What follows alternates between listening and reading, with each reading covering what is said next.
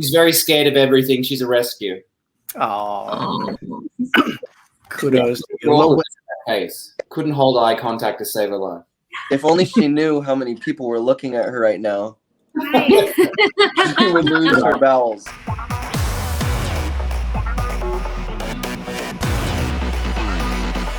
Welcome, friends and fans, to another edition of GalaxyCon Live, where we are bringing the convention experience directly to you. And today, we are going back to Greendale with 4 amazing guests from the Chilling Adventures of Sabrina. So without further ado, let's go down to the Academy of Unseen Arts and see who we find. Our first guest is an actor and singer whose credits include My Dead Ex, The Sex Lives of College Girls, and Wicked Enigma. Today, they joined us to discuss the role of Nicholas Scratch. Please welcome Gavin Leatherwood. Hi, everyone. Hey, how you doing, young man? Doing very, very well. Happy to be here. Oh, glad to have you here. And yes, I just found out a happy belated birthday to you. Thank you. 27. I'm looking forward to this year. Life's been nice and good. Well, indeed so. It past 18 months have been a little tricky for most of us, but I think we see the light at the end of the tunnel, and we are heading there as a society and a world. So let's hear it for medical technology. Oh, yeah. Absolutely. Gavin, glad to have you here, and many happy returns. And our next guest, Thank you, sir. Absolutely. Oh, please don't call me sir. I'm not that old, much older than you. All right. She is an actress whose body work includes The 100, The Owl House, and The Emoji Movie. Today, she joins us to discuss the role of the leader of the Weird Sisters, Prudence Knight. Please welcome Tati Gabrielle. Hi guys, how's it going? Good. How are you? I'm doing really well. How are you doing, Patty? I am well. I am in my corner of the world here in Orlando, Florida, land of ears and all that fun stuff. I like the art you got behind you. That's really nice. The art wall. Hey. Very lovely ensemble. This is one thing that I love about this format we've created. We get to see people's art and meet their pets. Yes, I have 2, so you can meet them if you'd like. Anytime they run on in and you want to introduce them to our audience, we would love to meet them. Okay. All right, it's a deal. And thank you for joining us today. I'm so glad to have you all here, but let me get the rest of the gang out and then we'll talk plenty about that. And our next guest roles include Star Wars, Jedi Fallen Order, Katie Keene, and Guardians of the Galaxy Volume 2. Today, though, he joins us to discuss the role of the Dark Lord of Hell, Princess of Lives, and Sabrina Selwyn's biological dad, Lucifer Morningstar. Please welcome Luke Took. Hey, everyone. Hey. How are you doing today, sir? I'm very well, mate. Very well. Oh, so glad to have you here. How are things in your corner of the world? LA's great. LA's opening up. It's feeling good. I'm pretty much a full-time dad now, which I'm very much enjoying. A lot more poo than I usually deal with. Like just double the amount, really. But, are you sure? I mean, you are in Hollywood. There's a lot of that goes around. Well, I'm in West Hollywood, so we avoid some of the poo. All right, well, there you go. Well, look, so glad to have you here, and let's bring out our final guest. She is an actress with a tremendous body of work that includes Homeland, War of the Worlds, and, of course, the Lord of the Rings series. Today, she joins us to discuss the role of High Priestess, and possibly the last character on TV that still smokes, Zelda Spellman. Please welcome Miranda Otto. Hi. It's morning for me, but I got it's afternoon for you guys. Oh, yes, indeed. And you're on the other side of the world, correct? I certainly am. I'm at the bottom of the world down here. Well, you have every right to consider it to be the top, and I'm at the bottom in our side hemisphere. But, it's all good. Miranda, how are you? I'm good, thanks. Very good. Enjoying my time away, but hoping to get back to LA very soon. Indeed. And I just got to say this. I mean, thank you so much for your contribution to the Lord of the Rings series and that role, which to my lady friend was very important to her. She that's her favorite character series. She grew up to it. And she says fantasy's first and best female empowerment character. And she, from her lips through mine to yours, she thanks you. Oh, thank you. Well, I think we have to thank Tolkien because he wrote such a great character. So I was super lucky to be a part of it. Absolutely. As you're all lucky to be a part of the Chilling Adventures of Sabrina, and thank you all for joining us here on the GalaxyCon virtual stage to talk about it. Our team is going through the chat room right now, pulling out the questions for us. In the meantime, I just like to throw this out.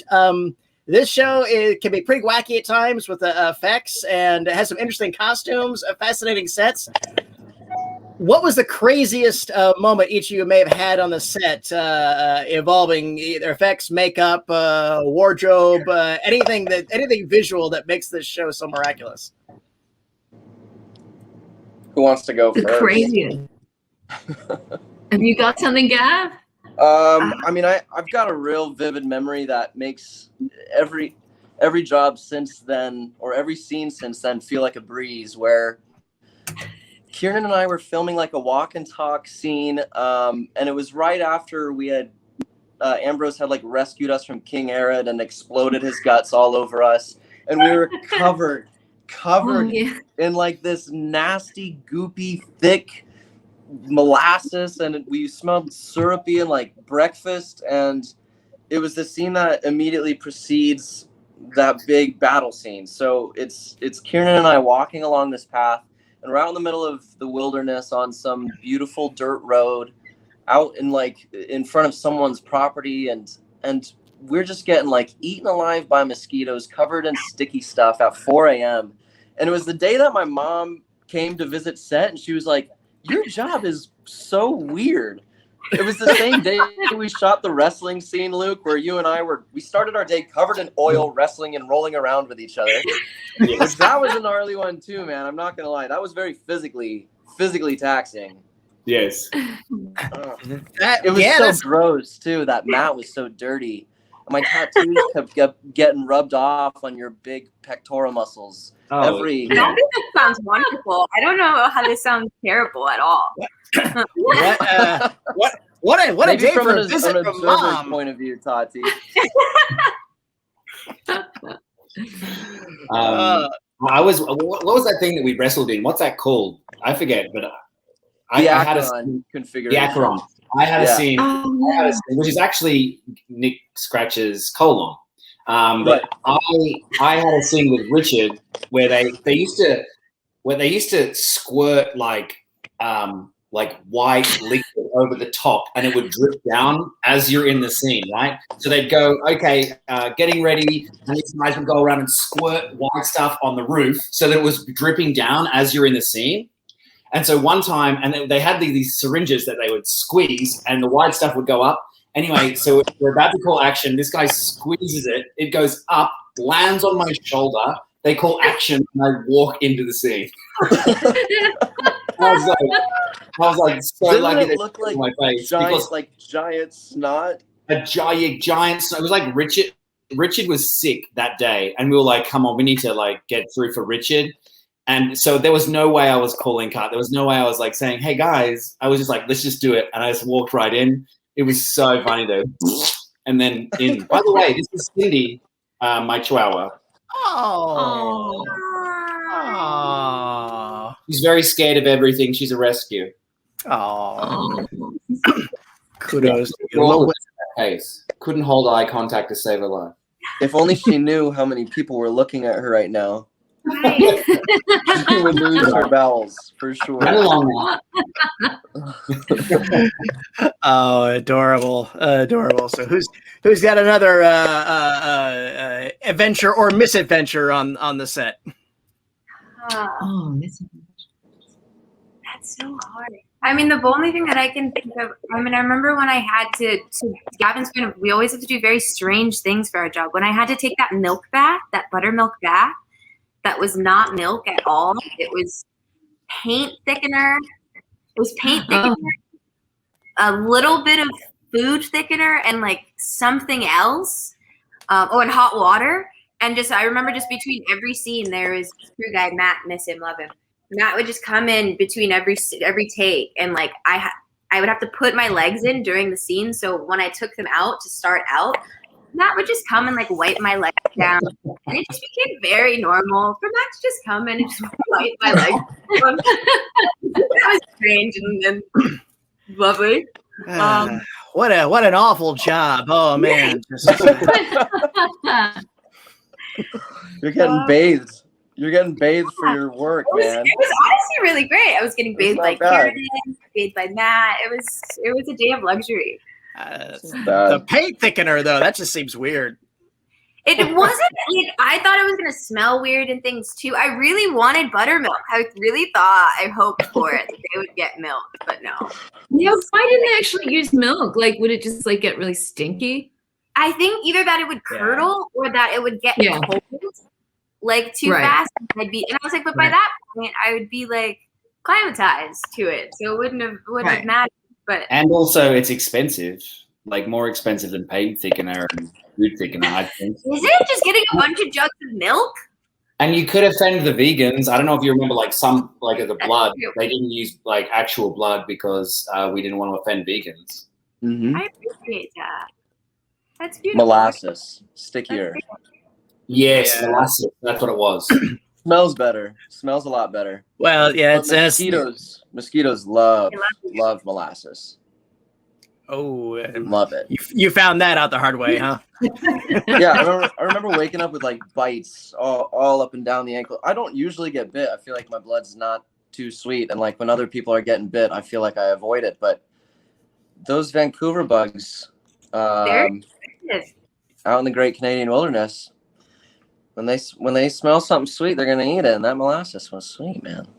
Yeah, I remember one time I was in the woods with Kieran and doing a scene, and both of my legs got bit up so bad, and I have like an allergic reaction to the mosquitoes in Vancouver. So my legs just looked like there were lesions all over my legs. Tops, I feel like I remember that too. Yeah, like from that point on, they like had to spray me with bug spray anytime we went outside. I felt like a kid in a bubble. Makeup, insect repellent. All right, you go. Miranda, do you have any interesting tales from the set? Oh my gosh. I mean, I was thinking on the special effects thing, like the toughest stuff we did really, like Lucy and I did all that aging stuff early on where we were playing. I think it was like in episode 3 or 4. It was super early on. And that took a really long time. Like the oldest one took like 4 hours. So, and there's lots of like stretching of your face and sticking spoons in your mouth to like pull the skin out. And then, that was hardcore, wearing that stuff on your face all day. And then I think I was really sick during one of those times too. Yeah, when we were out shooting it. Where was that place we used to shoot in the beginning and then we stopped going there? There was like a whole little town thing. What was that? Border Town. That's right. Yeah, that place. I was glad we stopped going there. Really enjoyed that. Oh, did you? I did. I loved Border Town. Oh, I was really sick out there, so I think I went off that bit. I liked it when they built the set. Was that where Cerberus Bookstore was? No. That was more like in a town section of Vancouver somewhere. I don't know if I went to Border Town. We originally had the church. The church, yeah. Yeah, where the church was originally. That was. I remember that. Okay, I was like my second day of work. I remember going out there and being like, "Whoa, this is madness!" But it was a lot to navigate. That's why it was kind of a tricky place, right? Yeah.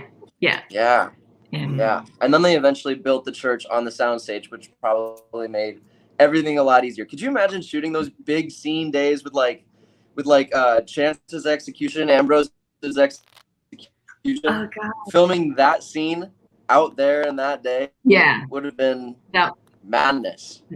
Yeah, it was really hard getting everybody in that, because that church was tinier than the one that they ended up building in the studio.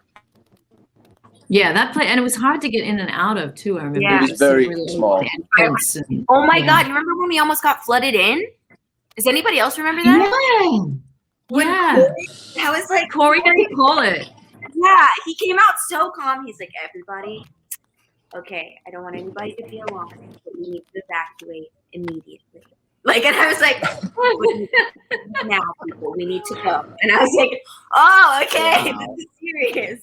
Yeah, the level of calmness of that announcement means like that's how much more freaked out you should be. Right. Yeah, I don't want you to panic, but I need you to leave right now. It's like we need to get the out of here, you know? Attention passengers, please leave your seatbelts on. There will be some slight turbulence on it. So, oh gracious. Well, that's wow. Yeah, flooding. Yeah, flooding will do it. So we are going to go to our audience questions though. So let's go ahead and roll our first one. And this comes from Alma, who wants to know if the real life you could date any character from the show, who would it be? Oh my gosh. Me. Oh. I got it. Good. Nicholas Scratch all day. Whomst? Nicholas Scratch all Baby. Ah, You're terrible. He's a bad boy, but he's sweet. Oh, love it. Nicholas You Scratch. know, I gotta admit, I gotta think for the bad girls too. It might be Prudence. She's sassy. She keeps things exciting. She's not your average girl. She's powerful and strong, independent. You know, I feel like she'd have her own thing going, which is beautiful. Prudence might be a good match, but you know, Nick Scratch has got to obviously ship the whole life with Sabrina Spellman. But I mean, I don't think Prudence is afraid though of coming in there and no. Yeah, no, We definitely shouldn't not. do that. We shouldn't do that. Luke. Well, okay. I wanted to hear from Miranda first. Oh, okay. All right, Miranda. He put you on the spot. put me on the spot. I'm gonna go with Madam Satan because I think that would be pretty hilarious. I mean, like you'd be definitely playing with fire with that one. But if it's just dating, I reckon that'd be kind of fun. Yeah, I would date the three weird sisters at the same time. Wow, Well, that's your style. that's Anything but humble.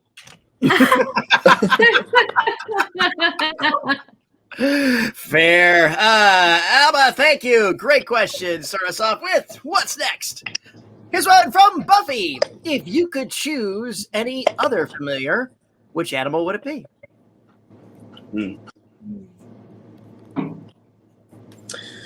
A white hawk. Gavin means white hawk in Welsh. I've always wanted that to be my spirit animal. There have been a couple of times late at night where I was convinced that a big white bird was actually a omen or spirit guide of some sort. So I'm convinced that maybe that's my familiar in actual life. It's a big ass white bird. That's who it is. Right on. That's a man who loves himself right there. You know what I mean? Like it's like the opposite of Cindy, my dog. dog Cindy like that. Like a gorgeous white hawk, like this guy. So yours would be a teeny tiny little chihuahua that's scared. Mine's not even an animal. My spirit animal, my familiar would be Tigger the tiger. Tigger the tiger. I love Winnie that. the Pooh. Like that's it. That's my spirit animal. That's perfect. Exactly. Damn. No explanation needed, honestly. Bounce is what tigers do best. Exactly. I would Nice. take a leopard. I just like big cats. Ah, Yeah. And big cats. I'll take the leopard. A regular leopard or a snow leopard? Regular leopard. All right. I like the coloring more. they're so beautiful. Yeah. Nice. Tati. Family. What about you, Tati? Yeah. I would also go in the cat family. Black Panther Yeah. is usually what I have always felt is my spirit animal. Yeah. Nice. Yeah. Very nice. No one ever picks platypus. Buffy, great question. Thank you so much. What do we have next? Here's one from Theodora. What do you like to do with your spare time? I like to go over to Luke's house in LA and have dinner with him. Yeah, he does. He likes to do that. I do. He doesn't. That's not what he likes to do in his spare time, but that's what I like to do in my spare time. Because I don't have to cook or clean or anything. I show up empty-handed and he takes care of me. It's really, it's really nice. Now, does he cook, or do you like order takeout or delivery? Or? Let me tell you something about one of Luke's many talents. He's got a Traeger, which if you let him, he'll talk about for a very long time. And we probably shouldn't, but he smokes his meat for like, I don't know how long you do it. You start it in the morning and then you're like done by the evening. Yeah, I think you've done longer. That's my jam. But holy, like the best of meats are coming from Luke. Okay, I'm coming over. How do you welcome? Come over anytime you want. What's your go-to wood? Like mesquite, or I've never messed with cherry or apple. You can do that, but I've not really gone there yet. Okay. But I just love I like the ease of it. Everyone always praises you for it. It's like I literally salt and peppered it, put it in, left it for 12 hours, came out and pulled it out, and everyone's like, "Wow, how did you do this?" Like, I put it in. Honestly, well, you got to maintain it. You got to make sure the temperature is consistent. It's not like the oven where you can literally walk away. And true, there's a labor but no skill. A labor but no skill. But I do love it, and I'm glad that Gavin likes to do that in his spare time. He's very welcome. So is Tati, so is Miranda. So are you, Patty. We don't even know each other, but you're welcome over here. Look, brisket, pork, whatever you got on there, I'm down. Done and done. So, Tati, what's your spare time activity? Because I feel like I haven't had much time lately, but like playing with my animals. I just got a parrot about 2 or 3 months ago. Do you guys want to see it? Yes, please. I'm sorry. Oh my God, a ferret. No, a parrot. Oh, a parrot. Oh. Whoa, blow her up so we can get a good look at the parrot. All right. This is Basquiat. Oh. Can you say hi to the people? Can you see the people? Wow, this is a Cactus parrot. And does parrot travel with you? Does Basquiat travel with you when you're working? No, not yet. You got to figure out how to make that work, but I'm not sure. But it's not really looking good as of right now. It's very hard to travel with. Beautiful. Great coloring. He's gorgeous. Yeah. I love that you just grabbed that beak like it's not capable of biting the crap out of your finger. The thing is he like does not bite hard at all. Like really? He's a very gentle guy. He gets a little like nippy. Well, he'll like strike, but he won't bite. Wow. Yes, just when he's annoyed, he'll just like he does this little bob and weave thing. It's really cute. He looks really chill with you. How long you had him? I bought him in January, but I didn't take him home until March. Right. Yeah. He just looks to relax with you. He's lovely. I've had him since he's only about 7 months old. I met him when he was 2 months. Wow. So like when I bought him, I would go to the shop every day and like go and sit with him. Oh, a nice little acclimation. That's good. Yeah. That's really good. Yeah, sweet guy. Hey. So Tati learns telepathy with animals in her spare time. I do. Oh, very nice. Well, take a show. So we got one Chihuahua and one parrot so far. Let's see what else we got. So, Miranda, what's cockroaches in this hotel room? what's your spare time activity? Yeah. You know, like normally I would say travel. I just love traveling. I love going new places, but that's kind of been thwarted lately. So I haven't done much travel. But we recently got a dog. So we have a dog that is half Kelpie, half Border Collie, big dog, rescue dog, adorable, but super exuberant, like wants to jump over everybody, a lot of energy. So I've been spending a lot of hours in the park running with the dog and, you know, throwing sticks and teaching the dog to behave with other dogs. The border collies, they're sheepdogs. They're made to be running around like crazy. They are working dogs. Yeah. It's like whenever I see somebody here in Florida with a husky or a Malamute, it's like we're not really the right part of the world for that. I'm sure you're having fun with them, but more power to you. So. Yeah, I don't know what Ziggy's gonna make of LA when she comes. Like, oh my goodness. We're gonna bring her over, but like she's like a big dog for LA. Wow. Yeah. Oh, start an Instagram blog, your journeys with them, and because that'll be fun. Big parks, Miranda. Find big parks. Yeah, I know. We need some really big parks. Yeah, indeed. Teodora, thank you. Wonderful question. And what do we have next from Leslie? If you could cross over the TV show universe with Sabrina, what show would it be?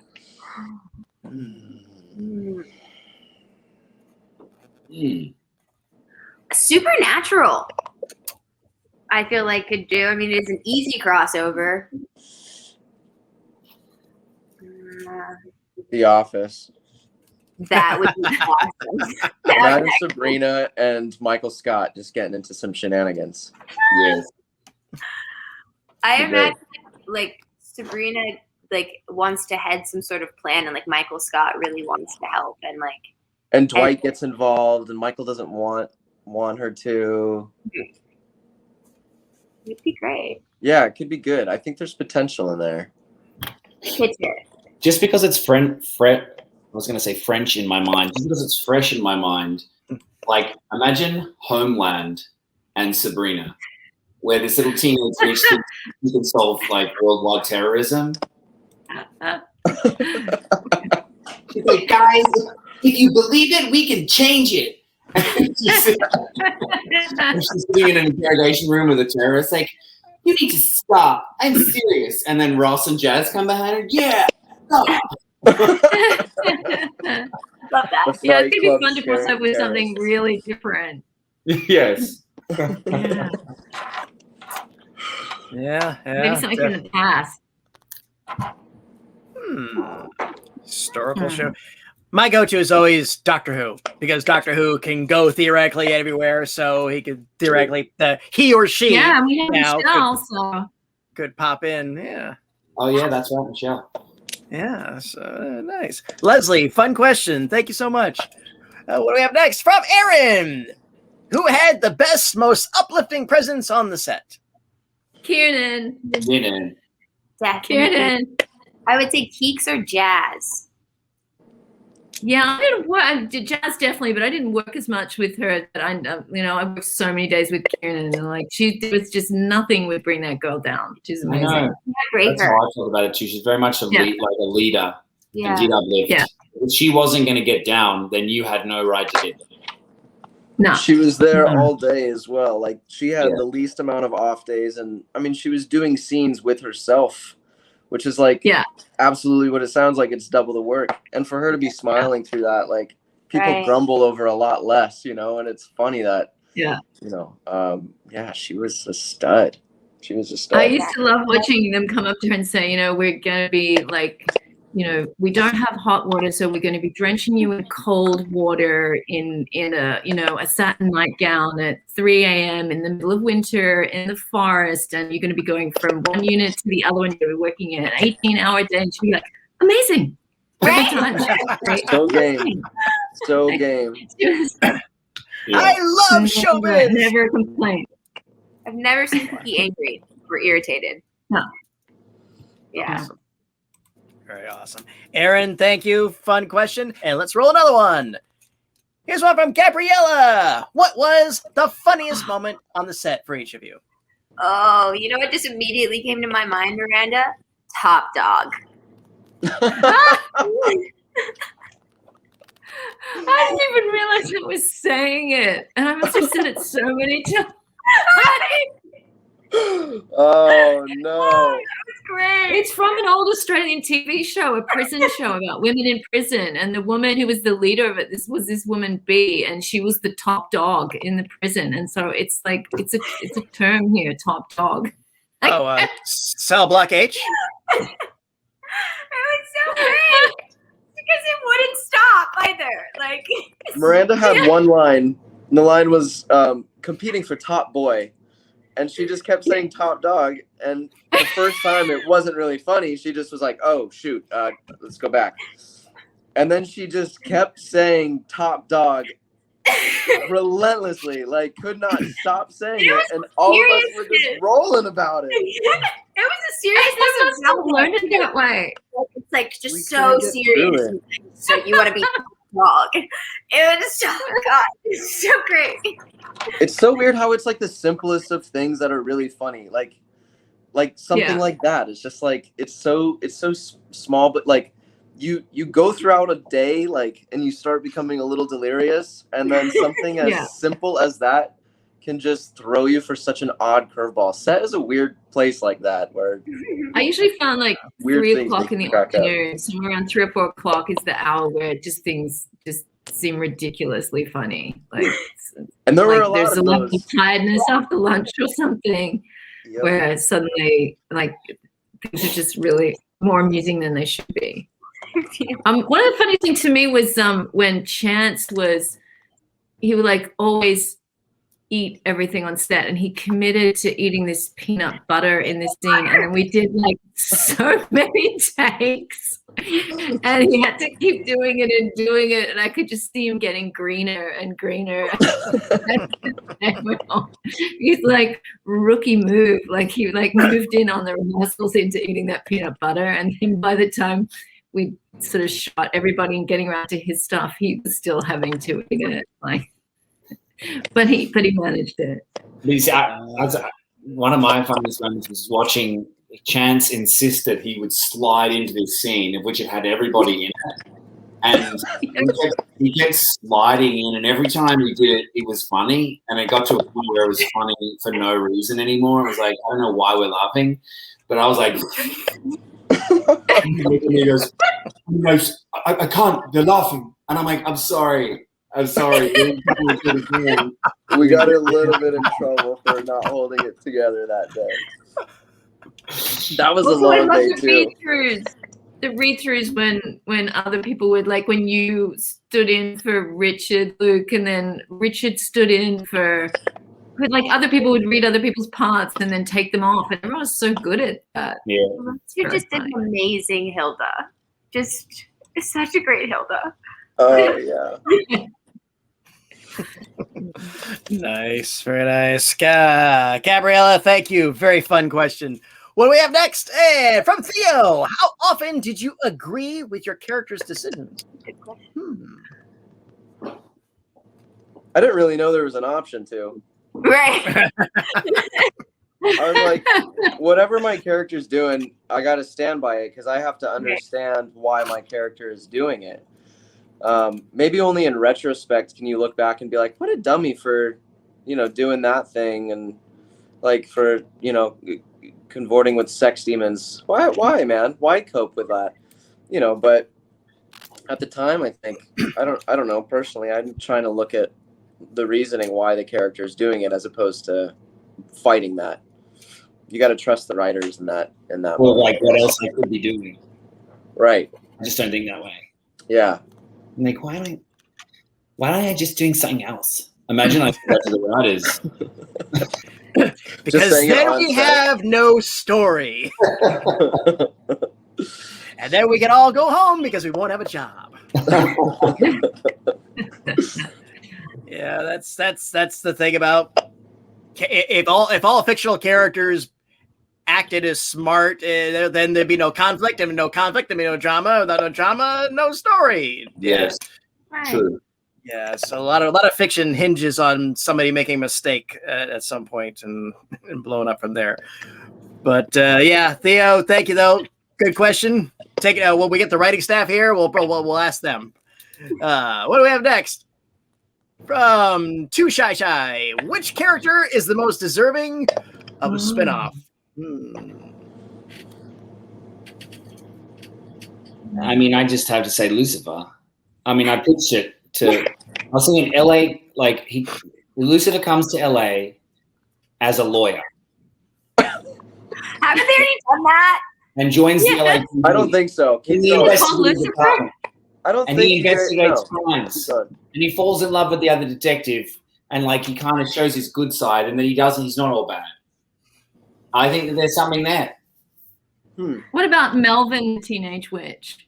Oh my god, that would be amazing. I want to follow Melvin around and see how his life is like. More like Melvin, the misadventures of Melvin. That's pretty good. What was the scene where he came in with those pearls? He was holding those pearls and he came in and then he like fell over and dropped them. So hard. He bit it so hard.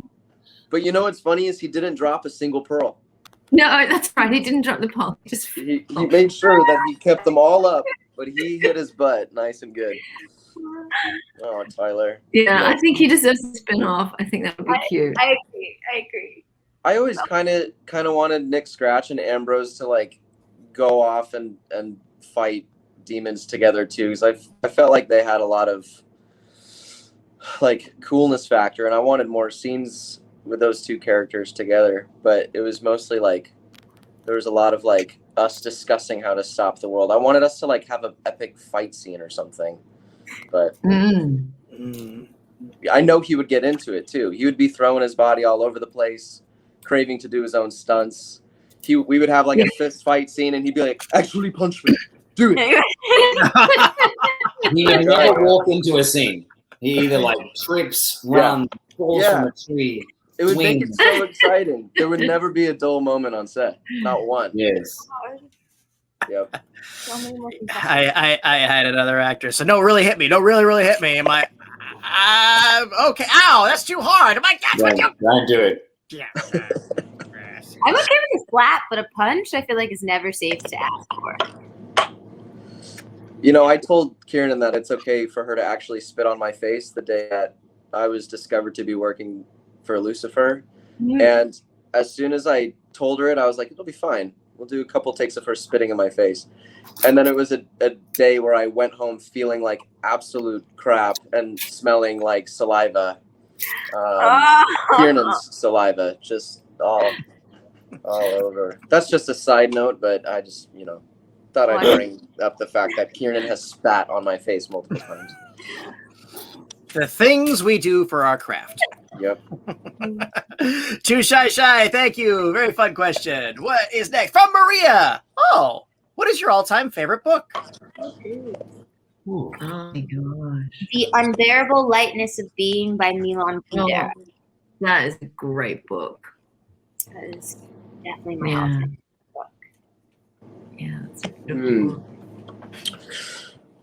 I don't know if it's my all-time. How do you sum up an all-time favorite? I mean, that's hard. I feel like it's changing a lot. But like one that I do refer back to often and was especially helpful in the early days of acting and like wanting to make it and have some sort of balance of like motivation and like practical things and a touch of like spirituality and deep thinking was The 7 Spiritual Laws of Success by Deepak Chopra. That was one that I just went back to again and like looked at different things and how to apply it. And I dug that one and went back to it a lot.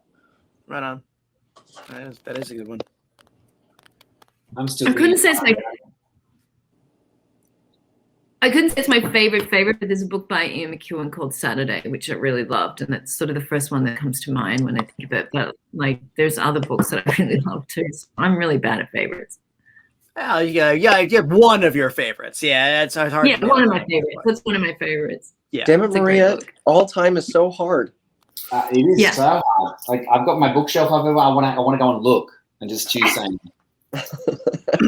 Go ahead. Go. No, it's okay. I've got one. Hollywood by Charles Bukowski changed my life. It's not one of his greatest books, but the way that he speaks as a writer, I was like, okay, that's cool. He speaks to the layman. He speaks to the average Joe. He's not for the fancy intellectual, which I love. If you three could just text me your book recommendations after this so I can remember. I'm not going to write it down right now, but I'd love to read some of your favorites. Sure. Thanks. Send it to the group chat. Yeah, put it in the Coven. Damn. Nice. The Coven group chat. Very, very, very good selections from all of you. Yeah, and Maria, thank you. Great question. I think we have time for one more. Let's see what we can roll out on. And this comes from Nadia. What did you love the most about your characters? For me, her surety, her like the way that she just jumped into things and made decisions. I loved like how confident she was about herself. I thought it was, and I loved how inappropriate she was at times. Like that was a lot of fun to do things that you shouldn't really do. Yeah. For Prudence, it was her unapologetic nature and sort of, I guess, not reckless abandon, but yeah, that she just wasn't going to stand down to anyone. Or like, and even in the cases where she had to, it was always a fight. Like, so yeah, her unapologetic nature and just that she stood in herself, and was making her own path. Yeah. Nice. I liked that Nick was like able to kind of put whatever drama was going on aside if it was in service of saving the world, even though he was like kind of ill-intended for a bit there with Lucifer, but he had come clean about it. But I love that he was just like, all right, we're in love, but like we gotta, and I know it's hard right now, but we gotta figure out like how to put a stop to the world ending. Essentially, I kind of liked that there was a strength even through his moodiness, his big sappy heart. Very nice. For Lucifer, is just the fun. He was just like, he never shied away from a good time. When he was serious, you also got the feeling that he was still having fun. Yeah. Absolutely. That's what it does. Nadia, great question. And panelists, this has been an absolute delight. Any final words for our audience before we go? Love you. Truly. Our fandom is like the best. I feel like there's such an incredible amount of loyalty and passion. And like it's continuing on, and you know, beyond the release of the show, it's just so incredible to get the support and like you know, we see the kind of love that you guys give us, and I mean, we're sending it right back too. Yeah, I totally agree. It's just been such a great experience, and interacting with people and the positivity. I really love that they're just, I just haven't gotten any kind of negative vibes from any of this. Everyone's always so involved and into it and like uplifting. So thank you. And lots of love back. And likewise, all the love to you guys. And thank you guys so much for the support. And to Miranda's point, like seriously, thank you for you guys all being so nice. Like I know one of the biggest things, or one of the biggest fears I had with the industry was social media. And I've never seen anybody really like start coming at people on social media or be mean and aggressive. So yeah, thank you guys. Much Yeah, love. I agree. The fandom has been so lovely, nice, supportive to this day. Thank you. A lot of gratitude for the fans. Awesome. And my last word, happy Juneteenth, everybody. Yeah, happy Juneteenth. Woo! Happy Juneteenth. Happy Father's Day tomorrow to everyone out there. Luke, yeah, happy your day tomorrow. Thank you. You're a daddy. First one. Wow. You're a daddy, Luke. Damn. Let's just hold on. Let's just see what he's up to. Let's have a peek real quick. Hold on. Oh, he's flat out on his back. I don't know if he can. He's on his front. Sorry, he's No, I asleep. can't see it. Sucking his little fingers. Is that a sonogram? Aww. This thing gets great footage. Gets great footage of everything. But he's not in a great spot right there. He's just sucking his fingers and on his stomach. Sorry, it's not more interesting for you. Oh, I love the love in your eyes right now, just looking at that. That's so beautiful. Oh, it's so yeah. I'll be out at night and then just bring that up and like, oh, look at him. It's pathetic. Here's a picture of him. Here's a picture of him. Can you? I want to make sure that you can. Yeah, there we go. He's been eating dirt. Oh, I Because love he's it. inside all day, so you're gonna take him out and like get him to eat dirt and things like that. Get him a bit grounded, you know. Well, panelists, once again, thank you for joining us here on the GalaxyCon virtual stage. It's been my absolute honor to serve you all here today. It's great to meet you. Great to meet your pets. Great to see the images of your kids. And thank you to our audience for joining us today. Thank you for those great questions. Hope to see you all again soon. Until then, bye-bye, everyone. Take care. And remember, smiles are free, so spend them often.